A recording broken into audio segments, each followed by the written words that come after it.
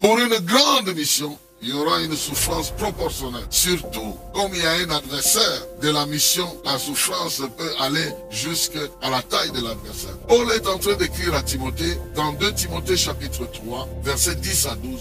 Mais toi, tu as pu m'observer dans mon enseignement, ma conduite, mes projets, ma foi, ma patience, mon amour, mon endurance. Tu as pu voir quelle persécution et quelle souffrance j'ai enduré à Antioche, à Icône, à Lystre. Quelle persécution, en effet, n'ai-je pas subi? Et chaque fois, le Seigneur m'en a délivré. En fait, tous ceux qui sont décidés à vivre dans l'attachement à Dieu par leur union avec Christ connaîtront des persécutions. Voilà, voici une déclaration. Dans notre mission de servir Dieu, il y a une dose de souffrance, une bonne dose de souffrance, parce que nous avons une mission. Cette mission-là nous pousse à aller dans des endroits où nous n'avons pas prévu si ça dépendait de nous-mêmes. Nous allons dans des milieux, nous optons pour des discours que nous ne pouvions pas opter dans le temps normal pour aller proclamer quelque part. Mais la mission nous oblige. Mais Dieu nous envoie pour faire de toutes les nations des disciples, les baptisant au nom du Père, du Fils et du Saint-Esprit, et leur enseigner tout ce que je vous ai prescrit, à observer tout ce que je vous ai prescrit. Et je suis moi-même avec vous jusqu'à la fin des temps. Amen. Nous sommes en plein dans la mission. Et parce que nous sommes en plein dans la mission, Dieu nous veut dans le champ de travail. Dieu nous veut dans l'activité.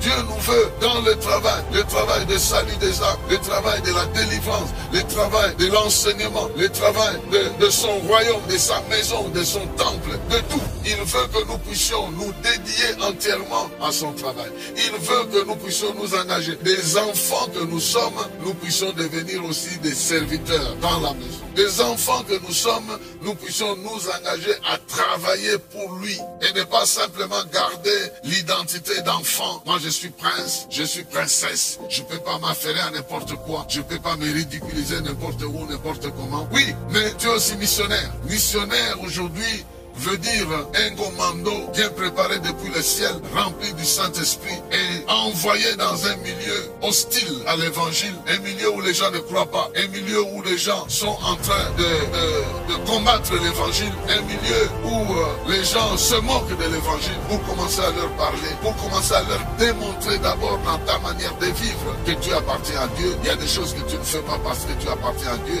il y a des choses que tu ne pratiques pas parce que tu obéis à la parole de Dieu. Il y a des choses dans lesquelles tu ne te donnes pas parce que tu respectes et vis les orientations de la parole de Dieu. La Bible est pour toi une autorité normative en matière de foi et de conduite. Tu la respectes, tu la pratiques et puis aussi le Seigneur lui-même te conduit par son esprit pour te guider. Il y a des choses que tu dois faire, il y a des choses que tu ne dois pas faire.